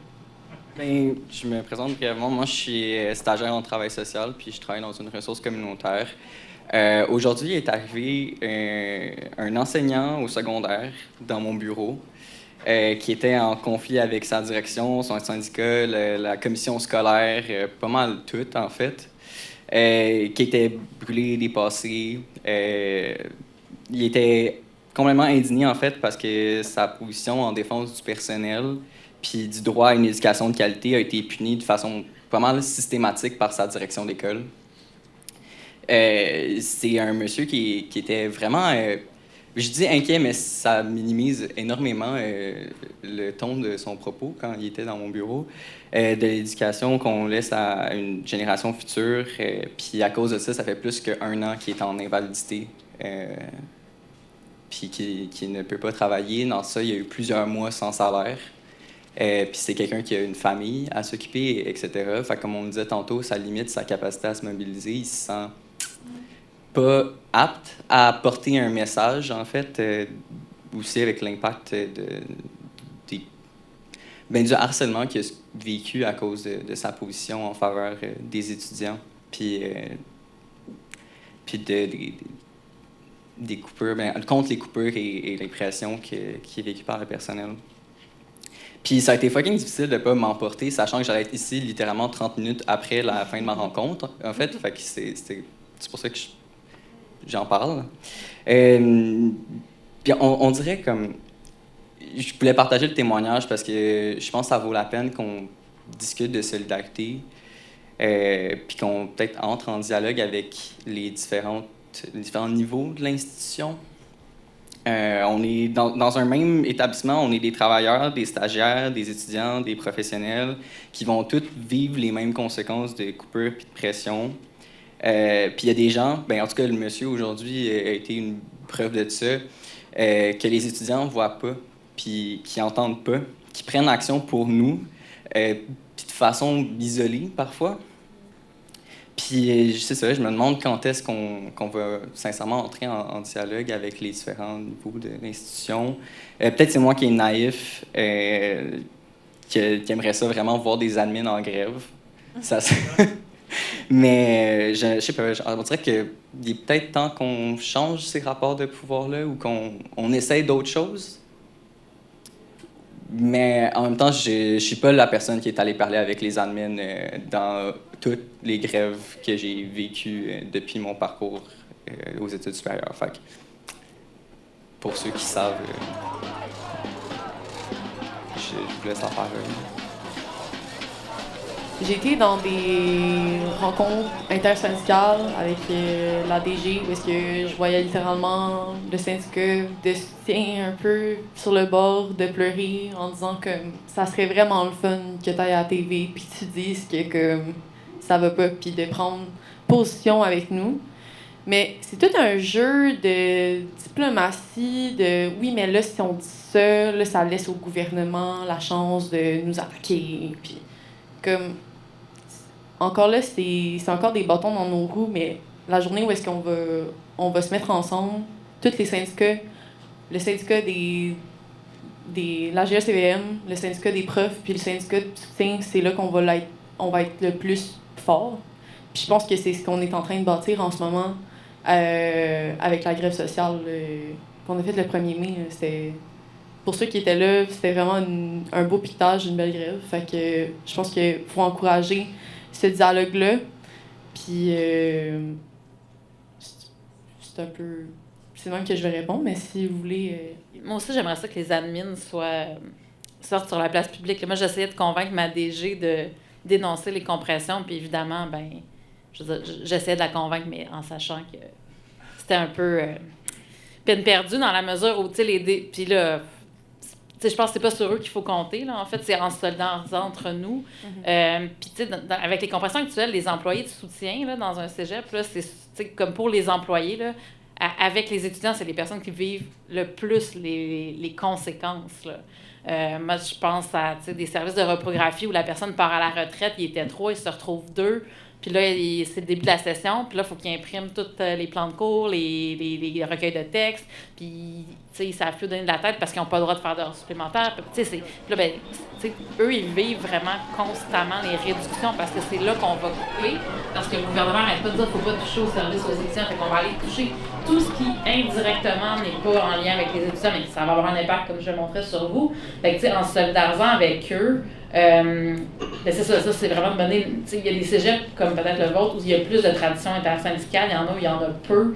Si vous êtes dans une institution, il y en a peu. C'est vraiment aller les voir. Puis eux aussi, là, c'est très pratico-pratique, bureaucratique, je sais pas trop, mais contrairement aux syndicats d'enseignants, les syndicats d'enseignants, ceux qui sont sur l'exécutif, ils ont une libération de leur cours qui est quand même généralement assez bonne. Là. Jamais assez, parce qu'il y a toujours plus de lutte que de temps qu'on a et d'argent. Mais les employés de soutien, eux, généralement, ils ont peu de libération. Donc, ça se passe le midi en 2 shifts. C'est extrêmement compliqué, puis eux, ils vivent vraiment plus fortement. Fait que, c'est vraiment...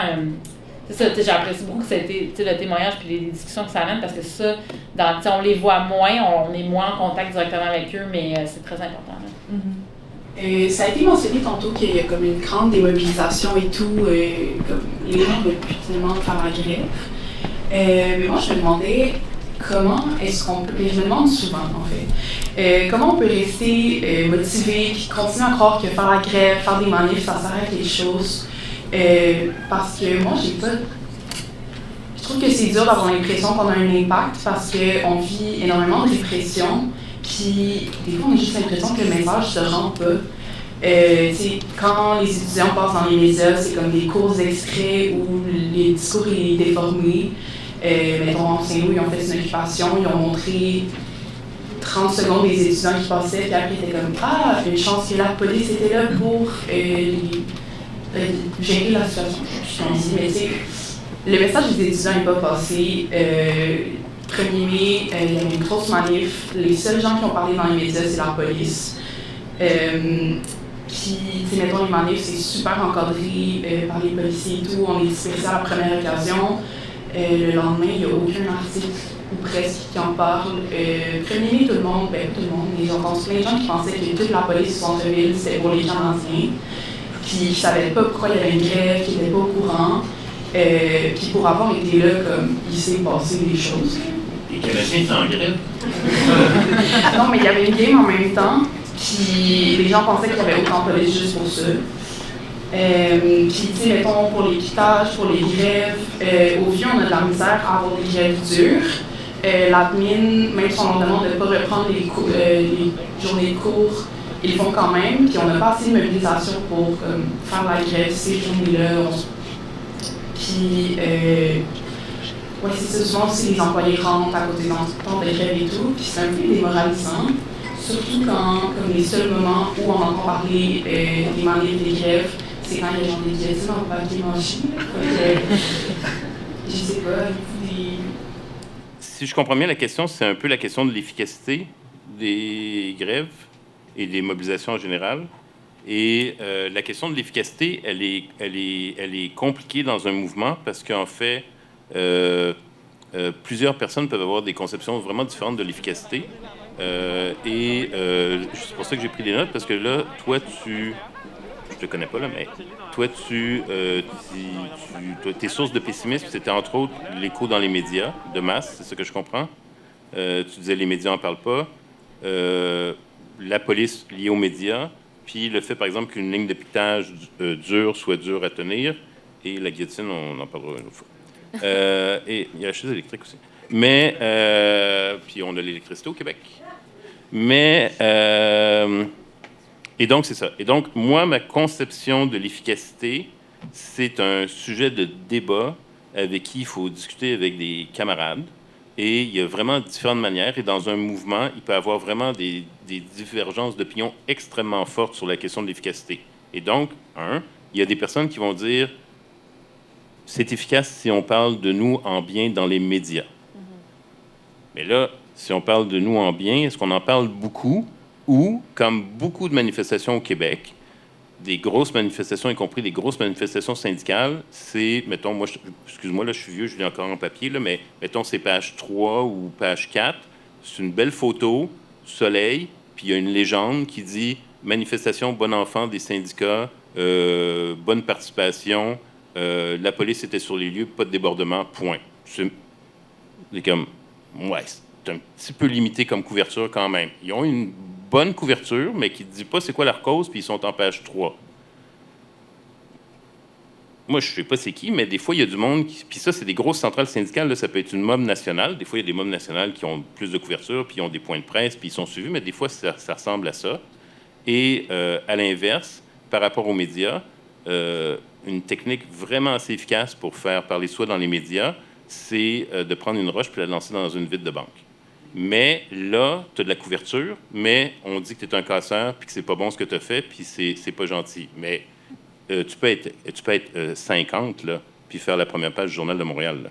Et donc, en fait, ça a été vraiment constaté très, très souvent par la sociologie des médias et la sociologie de la communication. La communication, comme travail social, vous enseignez. Mais la différence de traitement médiatique des casseurs versus les mouvements légitimes, puis aussi le national puis l'international. Donc, si tu regardes les médias québécois ou français ou anglais, comment ils traitent les manifestations en Iran, comment ils traitent les manifestations en Géorgie, là, les anciennes républiques soviétiques, comment ils traitent les manifestations à Hong Kong, comment ils traitent les manifestations en Haïti, c'est bizarre, il n'y a jamais de casseurs là-bas. Mais ils disent « Ah, ils brûlent des postes de police, ils renversent des voitures, ils ont des barricades avec des pneus en feu, ils ont des cagoules, ils ont des masques à gaz, ils tuent des policiers, mais c'est des protestataires, c'est des manifestants, etc. » Il n'y a jamais de casseurs. Les casseurs, c'est toujours chez nous parce qu'en fait, les médias sont ce que j'appelle ils pratiquent le journalisme répressif. Et il y a souvent des médias au Québec qui interpellent des politiciens, dont le dernier, ça a été Patrice Roy avec Valérie Plante. Quand il y a une manifestation contre le temps au Palais des Congrès, ils ont pété une vitre. Et Patrice Roy était avec Valérie Plante, la maire de Montréal. Patrice Roy, c'est comme le chef d'antenne, c'est comme l'icône de Radio-Canada en termes de journalisme. Là. Et il lui a demandé à peu près 4 fois dans son entrevue pourquoi il n'y avait pas eu plus d'arrestations. Mario Dumont sur LCN disait « c'est des crottés, il faut les déporter ». Donc ça, c'est le journalisme répressif. Donc les journalistes, là, ils ne sont pas radicaux, ils ne sont pas anticapitalistes, ils sont... Si tout va bien, ils sont sociodémocrates, au mieux, mais ils ne font pas de manifs, les journalistes. À Radio-Canada, ils n'ont même pas le droit de participer à des manifs. C'est le service juridique. Tu travailles à Radio-Canada, tu n'as pas le droit de participer à une manifestation, même pour la paix. Et donc, parce que ça brise le... Donc, la question de l'efficacité, si c'est les médias, il y a vraiment beaucoup de débats et d'analyses de savoir comment les médias traitent des mobilisations dans les médias. Mais il y a d'autres personnes qui disent, dans les mouvements sociaux, l'efficacité ne se calcule pas par la visibilité qu'on a dans les médias de masse. On veut nos propres médias. Et nous, on va porter notre propre message, puis on a d'autres manières de porter notre message. Et ça peut être une chanson, ça peut être un graffiti, ça peut être un poster, ça peut être nos médias, ça peut être des moments comme ici. Et ça, c'est comme ça qu'on porte notre message. Les syndicats ont leurs propres moyens de communication, les groupes féministes ont leurs moyens de communication, parce que justement, les médias ne sont pas fiables. Et donc, il y a des gens qui disent il ne faut pas calculer l'efficacité d'un mouvement par rapport à la couverture médiatique, parce qu'on va jamais y arriver, à part si on a un mouvement hyper consensuel, là, sauvons nos écoles, ou je ne sais pas trop, là, de petite enfance, là, pour les enfants, mettons. Pour les enfants, tu peux avoir... Mais tu comprends ce que je veux dire? Donc, un. Deux, c'est sûr que la police va toujours plus parler dans les médias. La police, là, ils travaillent tous les jours avec des journalistes. Tous les jours, il y a des journalistes qui parlent à des policiers, qui parlent au porte-parole de la police de Montréal, et donc ils parlent de ça quand il y a un féminicide, quand il y a une inondation, quand il y a un incendie, puis quand il y a une manif. Ils se parlent tous les jours, ils se connaissent, ils vont lui donner le micro tout de suite, puis c'est lui qui va dire... Donc, c'est sûr que la police a un avantage. Donc, si tu dis « mon mouvement n'est pas efficace parce que la police a l'avantage dans les médias », bien, la seule solution pour toi, là, c'est de rentrer dans la police. Parce que la police va toujours avoir l'avantage dans les médias. C'est fait comme ça. C'est institutionnel. Le service de police de la Ville de Montréal a créé un poste de porte-parole. C'est pas tous les postes de service de police qui ont le porte-parole. Ça a été un très célèbre, ça a été Yann Lafrenière, qui est maintenant vice-premier ministre du Québec. Donc, puis, évidemment, j'avance, là, je sais que le temps passe, mais évidemment, dans la situation actuelle, dans la situation québécoise du 21e siècle et même du 20e siècle, on ne peut pas gagner contre la police dans la rue. Là. Ça n'arrive pas, ça. Il y a des moments extraordinaires, incroyables, mais on n'est pas en situation révolutionnaire. Il n'y a pas personne qui est... Moi, mes amis, ils ne savent même pas utiliser des armes, là, donc c'est bon, rien, cette affaire-là. Et donc, on n'est pas dans des moments comme ça de violence, comme dans d'autres pays ou dans d'autres situations. Dans l'Amérique du Nord, c'est déjà arrivé, mais ce n'est pas le cas maintenant. Et donc, en fait, concrètement, le mieux que tu peux espérer, c'est tenir le plus longtemps, avoir le plus de monde, si tu peux. Mais même ça, c'est un débat dans les mouvements sociaux. Est-ce qu'on est efficace parce qu'on a beaucoup de monde ou on est efficace parce qu'on a tel type de personnes qui sont avec nous? Est-ce qu'on est efficace parce qu'on réalise telle alliance dans cette mobilisation-là avec tel autre groupe? Ou en sachant très bien qu'on ne sera jamais 10 000 ou 100 000, si on est 500, c'est peut-être une super mobilisation pour certaines mobilisations. Est-ce qu'on empêche que les choses fonctionnent comme d'habitude, piquetage dur, ou... on conscientise du monde. Est-ce que ceci, cela? Donc, l'efficacité, il y a vraiment beaucoup de manières de définir ça. Et moi, ma compréhension, c'est que c'est au groupe dans les mouvements sociaux de définir l'efficacité de leur mouvement. Et je finirai en disant que... ouais, non, ça ne va pas trop vous motiver, ça. Mais moi, je suis un idéaliste, mais je suis pessimiste. Et donc, en fait...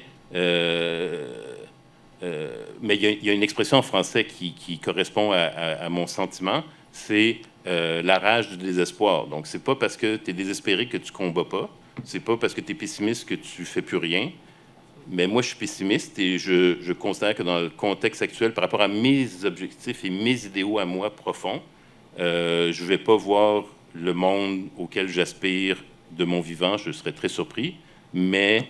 il y a des mobilisations qui sont super, il y a des choses qui se font. Et selon comment on définit l'efficacité de différentes manières, il y a des choses que je trouve très efficaces. Mais, dis-le pas à personne, là, mais moi, je suis pour l'abolition de l'État, je suis pour l'abolition du capitalisme. Puis, accessoirement, si ça peut se faire, là, racisme et sexisme, ça serait cool aussi. La seule chose que j'ai vraiment gagnée, c'est la légalisation du cannabis. Donc, on n'est pas... c'est une victoire modérée. Mais ça ne dérange pas que dans les luttes anticapitalistes, dans les luttes contre l'État, dans les luttes contre la police, il y a quand même des victoires. Si je peux ajouter quelque chose, moi aussi, je suis idéaliste et pessimiste, mais quand j'essaie de me remonter le moral, j'essaie beaucoup de fonder sur les liens que je suis capable de développer en organisant des activités militantes ou des actions ou des choses comme ce soir. Puis on ne sait jamais quand ces liens-là peuvent s'accélérer ou augmenter. Puis, j'écoutais l'hiver dernier, là, quand il y a eu ICE à Minneapolis, là, j'écoutais le podcast d'une avocate qui parlait de comment c'était important, par exemple, de développer des liens, de connaître ses voisins. Là, puis pas nécessairement à jaser de militantisme avec eux, mais juste, allô, t'es qui, aider à sortir les poubelles. Parce que dans des moments comme ça, là, elle explique comment les gens à Minneapolis s'étaient organisés pour se réseauter. Il y avait des canaux, dans des modes de communication sécurisés, que là, s'ils voyaient quelqu'un cogner chez le voisin, ben là, ça activait tout un réseau de gens qui sortaient avec des sifflets. Fait que, il y avait comme... Puis ça, c'est des liens qui avaient été développés aussi via les manifestations suite à la mort de George Floyd. Non, je mélange tous les noms, là. Oui. C'est ça.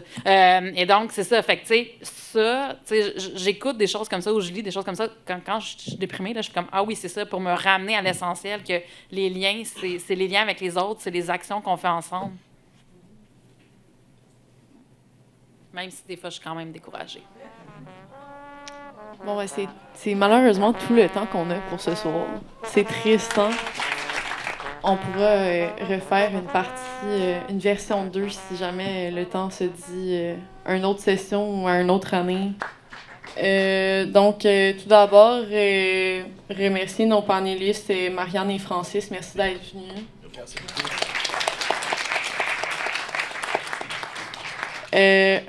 Immense remerciement à la GECVM qui nous a donné beaucoup de budget pour la pizza, le café, toute l'organisation.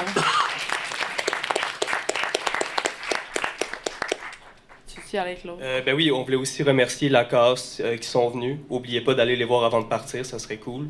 Ben merci aussi à Radar, puis merci à Eric. Je sais toujours pas s'il est là. OK. Ben oui, OK, sont dehors. Fait que si vous voulez consulter, il y a un code QR avec un signet, il y a plein de belles publications. Ouais. Ouais, sur la table en avant. OK, super. Puis aussi, on voulait remercier Valérie qui n'est pas là, mais aussi nos profs en PIA, Rachel et Valérie. Un gros merci à vous pour le soutien. On veut aussi remercier la coordination TTS de s'avoir battu pour nous, pour qu'on garde notre événement. Petite mention spéciale, coordination TTS. On veut remercier tout de même le département de philosophie, sociologie et histoire-civilisation pour avoir invité leurs étudiants. Je ne sais pas s'il y a des étudiants ce soir dans ces programmes-là, mais merci.